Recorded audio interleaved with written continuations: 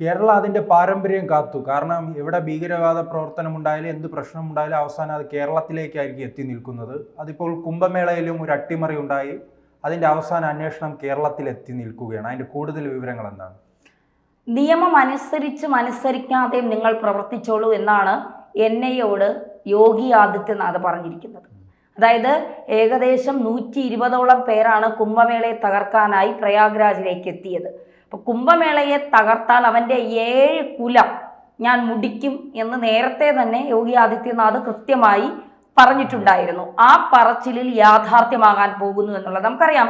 Popular ഫ്രണ്ടിനെ എന്തിനാണ് BJP അല്ലെങ്കിൽ കേന്ദ്ര സർക്കാർ നിരോധിച്ചത്? പോപ്പുലർ ഫ്രണ്ട് എന്ന് പറയുന്ന ഒരു തീവ്രവാദ സംഘടന ഇന്ത്യയെ ഇസ്ലാമിക രാജ്യമാക്കി മാറ്റാൻ വിദേശ തീവ്രവാദികളിൽ നിന്നും ഫണ്ടുകൾ സ്വീകരിച്ചുകൊണ്ട് ഇന്ത്യയെ തകർക്കാൻ ശ്രമിക്കുന്ന കൃത്യമായ വിവരങ്ങൾ കിട്ടിയതിന്റെ അടിസ്ഥാനത്തിലാണ് അതിനെ തകർക്കാൻ അതിനെ തടയിട്ടത്, നിരോധിക്കാൻ കേന്ദ്ര സർക്കാർ തീരുമാനിച്ചത് എന്നുള്ളതാണ്. ഏകദേശം 3 മാസം നീണ്ടു നിന്ന CA സമരം ഇന്ത്യയെ തന്നെ സ്തംഭിപ്പിക്കുന്ന തരത്തിലേക്ക് പോയി. അതിൽ 200 കോടി വിദേശ ഫണ്ട് പോപ്പുലർ ഫ്രണ്ടിന് വേണ്ടി ഒഴുക്കി എന്നാണ് പറയപ്പെടുന്നത്.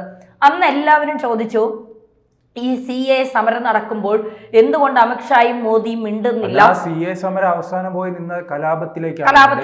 ഡൽഹി കലാപം, 40-ലധികം പേർ മരണപ്പെടുന്ന ഒരു അവസ്ഥയിൽ വരെ അത് മാറുന്ന സാഹചര്യം ഉണ്ടായിട്ടുണ്ട്. അതിന് പിന്നാലെയാണ് ഈ CA സമരത്തെ കുറിച്ച് സർക്കാർ തന്നെ വളരെ ഗൗരവത്തോടെ എടുക്കുകയും അത് ഒതുക്കുന്ന ഒരു സാഹചര്യത്തിലേക്ക് എത്തിയതല്ലേ. അന്ന് എല്ലാവരും ചോദിച്ചത് എന്തുകൊണ്ടാണ് കേന്ദ്ര ആഭ്യന്തരമന്ത്രിയും ഇന്ത്യൻ പ്രധാനമന്ത്രിയും അതേക്കുറിച്ചൊന്നും സംസാരിക്കാത്തത്, മിണ്ടാത്തത് എന്നാണ്. അതിന് കൃത്യമായ ഉത്തരമാണ് ഇപ്പോൾ വന്നിരിക്കുന്നത്. അന്ന് സംസാരിച്ചിരുന്നുവെങ്കിൽ ഒരുപക്ഷെ രാജ്യത്ത് നിന്നുകൊണ്ട് രാജ്യവിരുദ്ധ പ്രവർത്തനങ്ങൾ നടക്കുന്നവർക്ക് രക്ഷപ്പെടാനുള്ള അവസരം ഉണ്ടായേനെ. അത് ഉണ്ടാകാതിരിക്കാൻ ഇവരിൽ ആരൊക്കെയാണ് രാജ്യവിരുദ്ധ പ്രവർത്തനങ്ങൾ രാജ്യത്തിനകത്ത് നിന്ന് നടത്തുന്നത് എന്നത് കണ്ടുപിടിക്കാനുള്ള അമിത്ഷായുടെയും മോദിയുടെയും തന്ത്രമായിരുന്നു. പ്രയാഗ്രാജിൽ കുംഭമേള നടക്കുമ്പോൾ തീർച്ചയായിട്ടും സുഡാപ്പികൾക്ക് വല്ലാത്തൊരു അസ്വസ്ഥതയും ചൊറിച്ചിലും ഉണ്ടാകുമെന്നുള്ളത് കേന്ദ്ര സർക്കാർ നേരത്തെ തിരിച്ചറിഞ്ഞുകൊണ്ട് തന്നെയാണ് യോഗി ഒരു തടയിടാൻ ശ്രമിച്ചത്. നിങ്ങൾ വന്നു കഴിഞ്ഞാൽ ഞാൻ നിയമം അനുസരിക്കാതെയും ഞാൻ ചില കാര്യങ്ങൾ പ്രവർത്തിക്കും. അത് ചിലപ്പോൾ നിങ്ങൾക്ക് താങ്ങാവുന്നതിലും അപ്പുറമായിരിക്കും. പക്ഷേ അപ്പോഴും രാജ്യദ്രോഹ പ്രവർത്തനങ്ങൾ നടത്തുന്നവർ അത് ചെവിക്കൊണ്ടില്ല. അവർ വന്നു കുംഭമേളയെ തകർക്കാൻ ശ്രമിച്ചു. പക്ഷേ ആ ശ്രമങ്ങളൊക്കെ പാളിപ്പോയി എന്നുള്ളതാണ് യാഥാർത്ഥ്യം. അങ്ങനെ ഏകദേശം 120ഓളം പേരെ അറസ്റ്റ് ചെയ്തു. ആ 120ഓളം പേരിൽ ചിലർ കടന്നു കളഞ്ഞു എന്നുള്ളതാണ്. അവർ കേരളത്തിലെ മൂവാറ്റുപുഴ എന്ന് പറയുന്ന സ്ഥലത്ത്, ഇതിനു മുൻപേയും ഈ മൂവാറ്റുപുഴയിൽ നിന്ന് CA വിരുദ്ധ സമരവുമായി ബന്ധപ്പെട്ട് ചിലരെയൊക്കെ അറസ്റ്റ് ചെയ്തിരുന്നു. അപ്പൊ ഇവരും ഈ 4-5 മലയാളികൾ ഇത്തരത്തിൽ മൂവാറ്റുപുഴയിലുണ്ട്. നേരത്തെ തന്നെ ഈരാറ്റുപേട്ടയിലേക്ക് ഇത്തരം പ്രവർത്തനങ്ങൾ നടത്തുന്നവരുണ്ട് എന്ന് PC ജോർജ് തന്നെ വ്യക്തമാക്കി രംഗത്തെത്തിയിരുന്നു. ആ ഒരു അവസരത്തിലാണ് NIA അന്വേഷണവുമായി കേരളത്തിലേക്ക് വരുന്നത്. ഈരാറ്റുപേട്ടയും മൂവാറ്റുപുഴയും കേന്ദ്രീകരിച്ചുള്ള ഒരു അന്വേഷണത്തിന് നീക്കം നടത്താനാണ് NIA തീരുമാനിച്ചിരിക്കുന്നത്. നമുക്കറിയാം ഈ JNU ജാമിയ മിലിയ യൂണിവേഴ്സിറ്റികൾ കേന്ദ്രീകരിച്ചുകൊണ്ടാണ് ഈ പോപ്പുലർ ഫ്രണ്ടിലെ സ്ലീപ്പർ സെല്ലുകൾ പ്രവർത്തിക്കുന്നത്.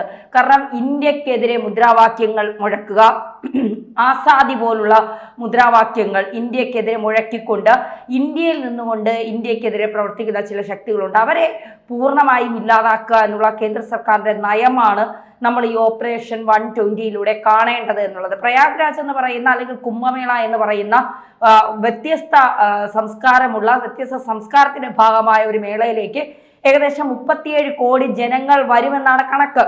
ആ വരുന്ന ജനങ്ങളെ മുഴുവൻ ഇല്ലാതാക്കി രാജ്യത്തെ തകർക്കുക, BJP സർക്കാരിനെ തകർക്കുക എന്നതിനപ്പുറം രാജ്യത്തെ തകർക്കുക, ഇന്ത്യയിലെ ഇത്തരം ഹിന്ദുക്കളുടെ ഒരു ആചാരത്തെ തകർക്കുക. ജനങ്ങൾ വരുന്ന സ്ഥലത്തേക്ക് എന്തെങ്കിലും ഒരു ചെറിയ പ്രശ്നമുണ്ടെങ്കിൽ അത് രാജ്യം മുഴുവൻ പടർന്നു പിടിക്കാനുള്ള സാധ്യത ഉണ്ടല്ലോ. അതെല്ലാം വലിയ ഭയാനകത്തോടെ കാണുന്നത്. തീർച്ചയായിട്ടും അത്തരം ഭയാനകമായ കാര്യങ്ങൾ മഫ്തി പോലീസിലൂടെ മഫ്തി സേനയെ നിയോഗിച്ചുകൊണ്ട് യോഗി ആദിത്യനാഥ് കൃത്യമായി നിരീക്ഷണം നടത്തിയിരുന്നു. മാത്രമല്ല ഡൽഹി, നോയിഡയൊക്കെ കേന്ദ്രീകരിച്ച് കൃത്യമായ അന്വേഷണം നടത്തിയിരുന്നു. നുഴഞ്ഞു കയറ്റക്കാർ ആരെങ്കിലും വന്നിട്ടുണ്ടോ? 10,000 കണക്കിന് AI ക്യാമറകളാണ് പലയിടത്തും സ്ഥാപിച്ചിരിക്കുന്നത്. എല്ലാ രീതിയിലുമുള്ള സംഘടനാ മികവ് പുലർത്തുന്നതിനിടയ്ക്കാണ് ഗ്യാസ് പൊട്ടിത്തെറി നടക്കുന്നത്. അത് സ്വാഭാവികമല്ല എന്ന് തിരിച്ചറിഞ്ഞുകൊണ്ട് തന്നെയാണ് അതിലാരാണ് അതിന്റെ പിന്നിൽ പ്രവർത്തിച്ചവരെന്ന് അറിയാൻ കാത്തിരുന്നപ്പോഴാണ് ഖാലിസ്ഥാൻവാദികൾ ഞങ്ങളാണത് എന്ന് പറഞ്ഞ് ഏറ്റെടുത്ത് മുന്നോട്ട് വന്നത്.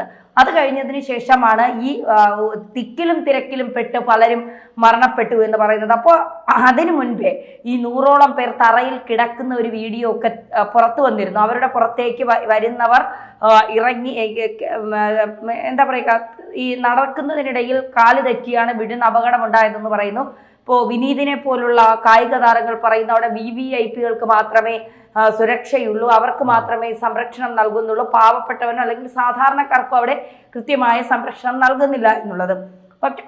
അത് കൃത്യമായി മനസ്സിലാക്കി അത്തരത്തിലൊരു വീഴ്ച സംഭവിച്ചുവെങ്കിൽ അത് ഇല്ലാതാക്കണം എന്ന് പറഞ്ഞുകൊണ്ടാണ് VVIP സന്ദർശനം ഒഴിവാക്കിക്കൊണ്ടുള്ള ഒരു നിർദ്ദേശം UP സർക്കാരിന്റെ ഭാഗത്തുനിന്നുണ്ടായത്. അപ്പോൾ ഒരു മേളയെ തകർക്കാൻ ചില തീവ്രവാദ ശക്തികൾ ശ്രമിക്കുന്നു, അവർക്ക് രാജ്യത്തിനകത്ത് നിൽക്കുന്നവർ തന്നെ കൂട്ടുനിൽക്കുന്നു എന്നൊക്കെ പറയുമ്പോൾ അത് നമുക്കൊരിക്കലും അംഗീകരിക്കാൻ കഴിയാത്ത കാര്യമാണ്. അതുകൊണ്ട് തന്നെയാണ് യോഗി ഓപ്പറേഷൻ 120 എന്നുള്ള രീതിയിൽ, അതായത് ഈ 120 എണ്ണത്തിനെയും ഒന്നുകിൽ ജീവനോടെ കൊണ്ടുവരിക അല്ലെങ്കിൽ രക്ഷപ്പെടാൻ ശ്രമിക്കുന്നതിനെ നിങ്ങൾ ഇല്ലാതാക്കുക എന്നുള്ള കൃത്യമായ നിർദ്ദേശം തന്നെയാണ് യോഗി ആദിത്യനാഥ് എന്ന് പറയുന്ന UP മുഖ്യമന്ത്രിയുടെ ഭാഗത്തുനിന്നുണ്ടായിരിക്കുന്നത്. നമുക്ക് നേരത്തെ അറിയാം യോഗിയുടെ ഒരു നിലപാട് എന്താണ് എന്നുള്ളത്. ഉത്തർപ്രദേശിൽ 40 വർഷം പഴക്കമുള്ള BJP ഓഫീസ് അനധികൃതമായ സ്ഥലത്താണ് നിലനിൽക്കുന്നത് എന്ന് കണ്ട് ബുൾഡോസർ വെച്ച് അതിനെ നിലംപരിശാക്കിയ ആളാണ് യോഗി ആദിത്യനാഥ്. തൻ്റെ പാർട്ടിയുടെ ഒരു ഓഫീസാണ് അവിടെ പ്രവർത്തിക്കുന്നതെങ്കിലും അത് അനധികൃതമാണ് എങ്കിൽ അതിനെ ഇല്ലാതാക്കാൻ ഒരു മടിയും ഇല്ലാത്ത ആളാണ് യോഗി ആദിത്യനാഥ്. കുംഭമേളയിൽ എന്തെങ്കിലും പ്രശ്നമുണ്ടായാലും അത് ഏറ്റവും അധികം ബാധിക്കുന്നത് യോഗിയായിരിക്കുമല്ലോ. കാരണം അദ്ദേഹത്തിന്റെ സർക്കാരാണ് അവിടെ ഭരണം നടത്തുന്നത്. അങ്ങനെ കുംഭമേളയിൽ എന്തെങ്കിലും പ്രശ്നമുണ്ടെങ്കിൽ അദ്ദേഹത്തിന്റെ വീഴ്ചയല്ലേ പ്രതിപക്ഷം ചൂണ്ടിക്കാട്ടുകയുള്ളൂ. തീർച്ചയായിട്ടും ശ്രീജിത്ത് പറഞ്ഞത് കറക്റ്റാണ്. പ്രതിപക്ഷം ഏത് രീതിയിലും അത്തരത്തിൽ എന്തെങ്കിലും വീഴ്ച സംഭവിച്ചാൽ അത് കേന്ദ്ര സർക്കാരിൻ്റെയോ യോഗിയുടെ തലപ്പത്ത് കൊണ്ട് വയ്ക്കാനായി നോക്കി നിൽക്കുന്നവരാണ്. അപ്പോൾ കൃത്യമായി ഒരു ജാഗ്രതയോടുകൂടി അവർ മുന്നോട്ട് പോകും എന്നുള്ളതാണ്. അപ്പോൾ ഗംഗയിൽ കുളിച്ചാൽ പട്ടിണി മാറുമോ എന്ന് ചോദിച്ച കോൺഗ്രസ് അധ്യക്ഷനോട് ഇപ്പോൾ ദില്ലിയിലെ തിരഞ്ഞെടുപ്പിൽ നിങ്ങൾ എന്തുകൊണ്ട് ജയിച്ചില്ല എന്ന് തിരിച്ചു ചോദിച്ചാൽ, ഒന്ന് ഗംഗയിൽ കുളിച്ചിരുന്നെങ്കിൽ ചിലപ്പോൾ നിങ്ങൾ ജയിക്കുമായിരുന്നില്ലേ എന്ന് നമുക്ക് വേണമെങ്കിൽ തിരിച്ചു ചോദിക്കാം. ഒരു 10 സീറ്റെങ്കിലും നേടാമായിരുന്നു, ഒന്നെങ്കിലും നാട്ടുകാരെ കൊണ്ട് പറയിപ്പിക്കാതെ ഒന്നെങ്കിലും നേടാമായിരുന്നു. പക്ഷെ അതുപോലും ഖാർഗെയെ കൊണ്ട് പറ്റിയില്ല എന്നുള്ളതാണ്. അപ്പോൾ ഗംഗ മലിനമല്ലാതായി മാറിക്കൊണ്ടിരിക്കുന്നത് കോൺഗ്രസിനെ വല്ലാതെ അസ്വസ്ഥപ്പെടുത്തുന്നുണ്ട് എന്നുള്ളതാണ് ഖാർഗെയുടെ വായിൽ നിന്ന് വരുന്നത്. അതോടുകൂടി ഈ കുംഭമേളയിൽ ജനങ്ങൾ വരുന്നതോടുകൂടി കോൺഗ്രസിന്റെ തന്നെ ഒരു വല്ലാത്ത മാനസികാവസ്ഥയ്ക്ക് എന്തോ സംഭവിച്ചു എന്ന് നമുക്ക് തോന്നുന്നുണ്ട്. കാരണം ഒരു പ്രധാനമന്ത്രിയുടെ മകനെ നീരജ് ശേഖർ, പഴയ പ്രധാനമന്ത്രി ചന്ദ്രശേഖറിന്റെ മകൻ നീരജ് ശേഖറിനെ പാർലമെന്റിൽ തന്തയ്ക്ക് വിളിച്ച ആളാണ് മല്ലികാർജുൻ ഖാർഗെ എന്ന് പറയുന്നത്. കാരണം കോൺഗ്രസിന്റെ മുഴുവൻ സമതല തെറ്റിയിരിക്കുകയാണ്. അവർ എന്ത് ചെയ്യണമെന്ന് അവർക്ക് അറിയാത്തൊരവസ്ഥയിലേക്ക് പോവുകയാണ്. ഇനിയിപ്പോ ഈ തിരഞ്ഞെടുപ്പിന്റെ ഫലം കൂടി വന്നതിന് ശേഷം എന്തായിരിക്കും ഇവരുടെ അവസ്ഥ എന്നുള്ളത് ഒരു ഭാഗത്ത് നമ്മൾ നോക്കിക്കാണണം. എന്തായാലും ഓപ്പറേഷൻ 120 യോഗി ആദിത്യനാഥ് കർശന നിലപാട് സ്വീകരിച്ചിരിക്കുകയാണ്. ഒരു തരത്തിലും ഈ കുംഭമേളയിൽ നുഴഞ്ഞു കയറിയ ഒരുത്തരെയും വെറുതെ വിടാൻ ഞാൻ തയ്യാറല്ല, കൃത്യമായ നിലപാട് സ്വീകരിക്കും. ഇനി ജീവനോടെ ഇവനെയൊക്കെ പിടിക്കാൻ കഴിയില്ലെങ്കിൽ മലയാളികൾ 5 പേരെന്നാണ് പറയുന്നത്. അവർ മൂവാറ്റുപുഴ ഈരാറ്റുപേട്ട ഭാഗങ്ങളിലേക്ക് കടന്നിട്ടുണ്ട്. അവരെ പിടിച്ച് തിരിച്ച് റൌഫൊക്കെ കിടക്കുന്ന റൌഫിന്റെ ഒക്കെ അടുത്തേക്ക് കൊണ്ടുപോകാൻ NI തിരിച്ചിട്ടുണ്ട്. എന്തായാലും ഉടൻ തന്നെ അതിന്റെ വാർത്ത ആരൊക്കെയാണ്, എവിടെ നിന്നാണ്, എന്താണ് ലക്ഷ്യം എന്നൊക്കെയുള്ളത് നമുക്ക് ഉടൻ തന്നെ അറിയാൻ സാധിക്കും.